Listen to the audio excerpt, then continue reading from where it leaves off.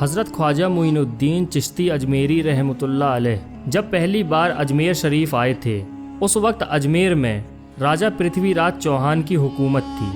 جب حضرت خواجہ غریب نواز اجمیر شریف پہنچے تو خواجہ غریب نواز نے اجمیر شہر سے باہر ایک جگہ پیڑوں کے سائے کے نیچے اپنا ٹھکانہ بنایا، لیکن راجہ پرتھوی راج چوہان کے سینکوں نے خواجہ غریب نواز کو وہاں ٹھہرنے نہیں دیا۔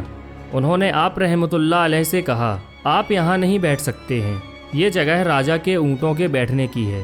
خواجہ غریب نواز رحمۃ اللہ علیہ نے کہا، اتنا میدان خالی پڑا ہے، اونٹ تو کہیں بھی بیٹھ جائیں گے، کیوں بے وجہ مسافر کو پریشان کر رہے ہو؟ راجہ کے سپاہی نہیں مانے اور آپ رحمۃ اللہ علیہ سے گستاخی کرنے لگے اور کہنے لگے، یہ راجہ کے اونٹوں کی جگہ ہے، اونٹ یہیں بیٹھیں گے۔ سرکار غریب نواز اٹھتے ہوئے بولے، چلو قطب الدین، یہ کہہ رہے ہیں کہ یہ اونٹوں کے بیٹھنے کی جگہ ہے، چلو میں کہتا ہوں اب یہاں صرف اونٹ ہی بیٹھیں گے۔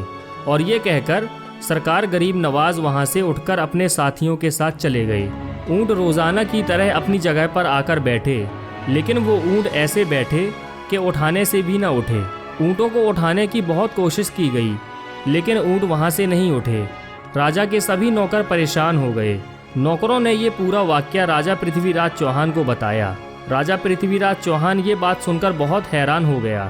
راجہ پرتھوی راج چوہان نے اپنے نوکروں کو آرڈر دیا کہ جاؤ ان فقیر سے معافی مانگو۔ نوکر سرکار غریب نواز کے پاس گئے اور ان سے معافی مانگنے لگے۔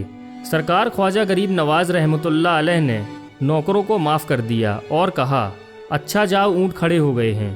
نوکر خوشی خوشی اونٹوں کے پاس گئے اور ان کی خوشی حیرت میں بدل گئی جب انہوں نے جا کر دیکھا کہ اونٹ کھڑے ہو گئے ہیں۔